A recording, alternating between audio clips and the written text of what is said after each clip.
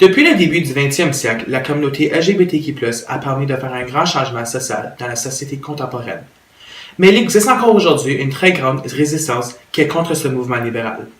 En fait, en 2015, plus que 16% des crimes de haine canadiens étaient érigés à la communauté homosexuelle, transgenre et bisexuelle.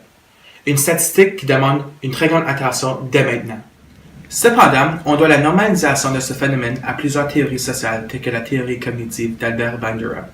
Il dit que lorsqu'une personne examine une situation qui démontre l'oppression et qui est acceptée, cette personne sera influencée à continuer ce patron négatif.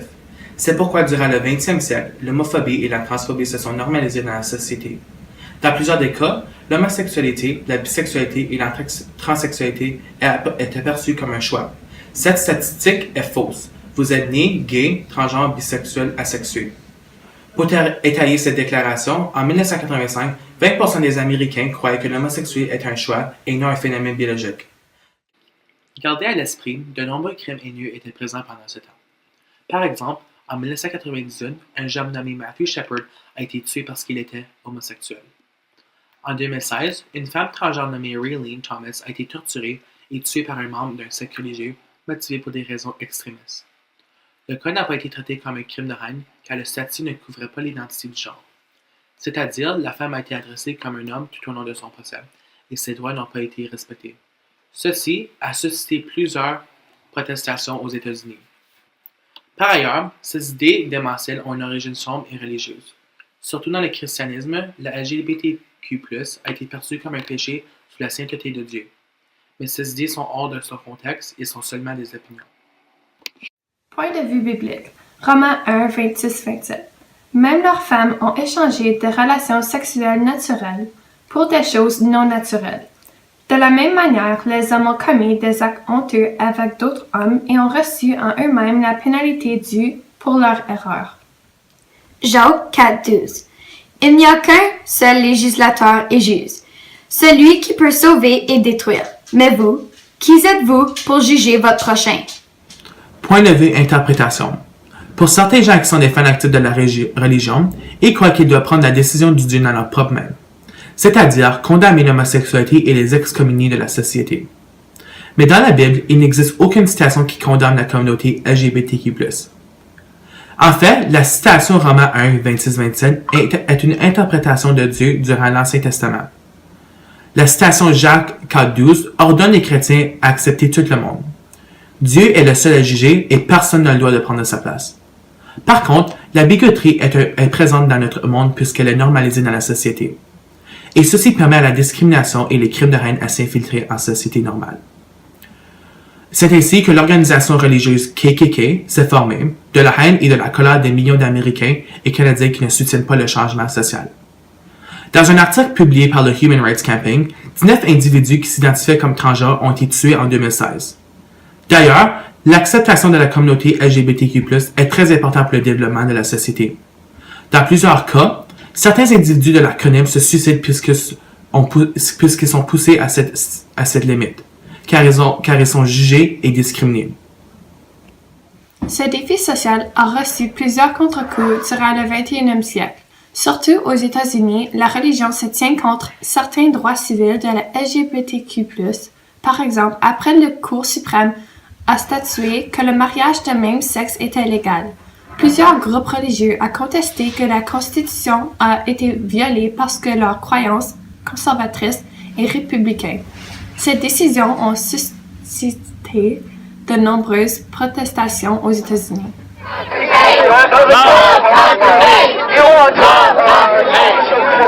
Let people hear the word. Be more tolerant. Accept me as I am. God made me this way. God made me this way. Why can't you accept me as I am? You can't make commandments. And you can sing with your lips about God, but if you don't love it with your actions, you will not be heaven, friend. You can sing about amazing things. Yes, there is amazing things. All you care about is your lust. The lust of your eyes. The lust of your... Deuxièmement, en Caroline du Nord, une loi qui permet à la communauté transgenre d'utiliser la chambre de bain qu'ils préfèrent a été refusée pour des raisons religieuses. En fait, le gouvernement de cet État était baptiste et croyaient que le LGBTQ+, était un cadeau pour punir les pécheurs. Encore aujourd'hui, il existe des gens qui croyaient que le sida était une manière de punir les homosexuels. Ces personnes sont faux. Ils proviennent des extrémistes religieux. Par conséquent, la Caroline du Nord a perdu plus que 400 millions de dollars qui proviennent du secteur de tourisme et d'emploi. I tried to kill myself last fall because of my trans identity and because I didn't feel accepted by anyone.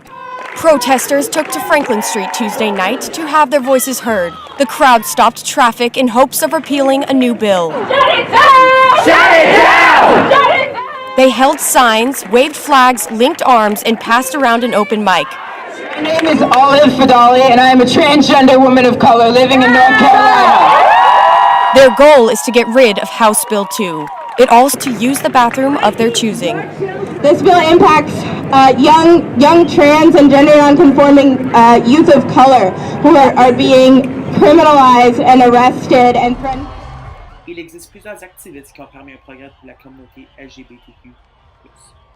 Surtout Justin Trudeau, il a été le seul premier ministre à marcher dans la parade de fierté à Toronto.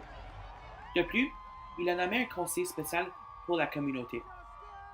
Il a également abordé plusieurs sujets tels que la couverture de la chirurgie de réassignation de genre, le mariage homosexuel et l'adoption. Cela dit, il a permis de normaliser et arrêter certains stéréotypes qui circulaient dans les médias canadiens.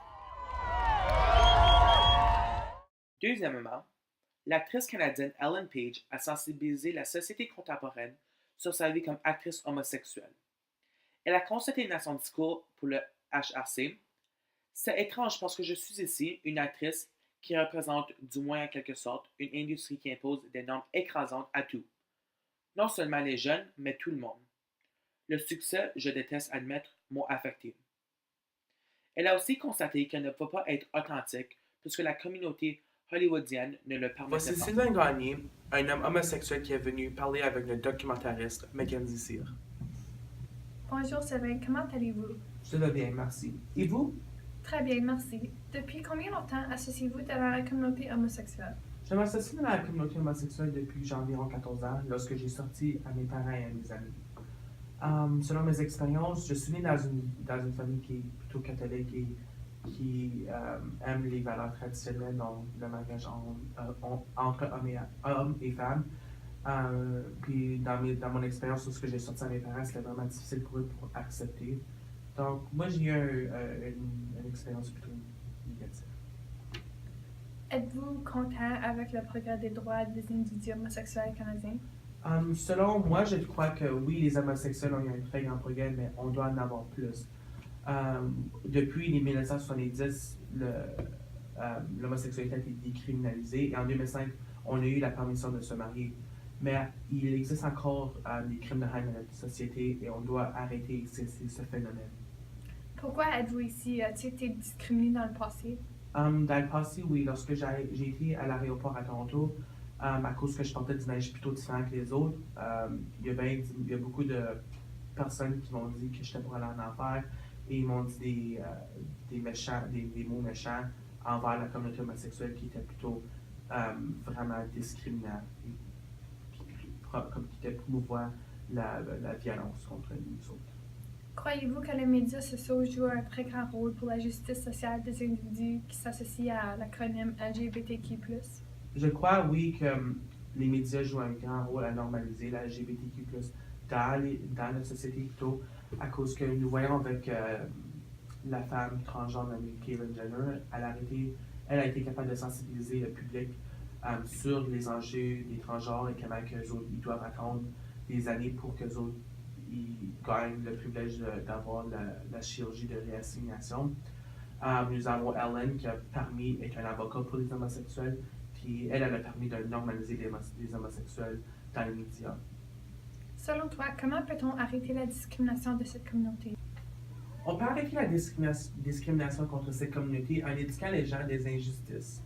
Déjà, les élèves peuvent prendre des cours sur cet enjeu. Deuxièmement, les lois jouent un grand rôle pour arrêter la discrimination. Par exemple, il existe des lois pour arrêter la discrimination dans les lieux de travail et dans l'école. J'aimerais te remercier, Sylvain, d'avoir venu discuter avec moi aujourd'hui. Merci beaucoup. En ce qui concerne les organismes qui visent à relever le défi social, L'association Égale située à Toronto permet une inclusivité pour les sans-abri de la LGBTQ+. Enfin, 25 à 40% des sans-abri au Canada sont des jeunes adultes et enfants qui ont été abandonnés par leur famille parce qu'ils étaient homosexuels, bisexuels ou transgenres. Certains d'entre eux doivent prendre le chemin du marché de sexe pour gagner un peu d'argent. Dans plusieurs situations, ces individus sont violés et tués. La Commission canadienne des droits de la personne est une association gouvernementale qui permet aux gens de la LGBTQ+, à déposer une plainte au gouvernement suite après un événement de discrimination. Au Canada, il existe une multitude de lois qui condamnent la discrimination, telle que la Loi canadienne sur les droits de la personne. Cet acte est rentré en vigueur suite après plusieurs attaques contre la LGBTQ+, faites par les milliers d'employeurs, enseignants et propriétaires. D'une autre part, l'État de Providence est très important pour cette minorité car elle assure une protection. Érigé en Europe, l'État de Providence est un système qui assure des bénéfices socio-économiques aux citoyens canadiens. Majoritairement fondée par les différents secteurs de travail, elle permet une protection financière dans le domaine de la santé et l'éducation, c'est-à-dire des traitements pour les gens qui ont le sida et la chirurgie de réassignation de genre. Si le gouvernement changerait son mandat et couperait ce besoin, les gens transgenres et homosexuels ne pourront pas payer leurs frais. Une très grande injustice pour cette communauté brillante. Surtout aux États-Unis, les républicains ont essayé d'enlever ce besoin aux transgenres lorsqu'ils ont constaté que ce besoin a violé les croyances religieuses des citoyens. On peut donc conclure que la déviance serait présente dans cette situation. Tout compte fait, l'éducation est la seule façon de résoudre ce problème qui affecte les millions d'individus dans la LGBTQ+. Selon le courant dominant, la société a permis un endroit plus acceptant pour cette communauté en raison de l'apprentissage de la discrimination. Mais on doit encore continuer le progrès pour avoir un monde sans de haine. Comme Justin Trudeau a dit, c'est aujourd'hui l'occasion de nous rappeler les défis importants qui restent à relever, mais aussi de rester unis pour célébrer et défendre la diversité. Merci.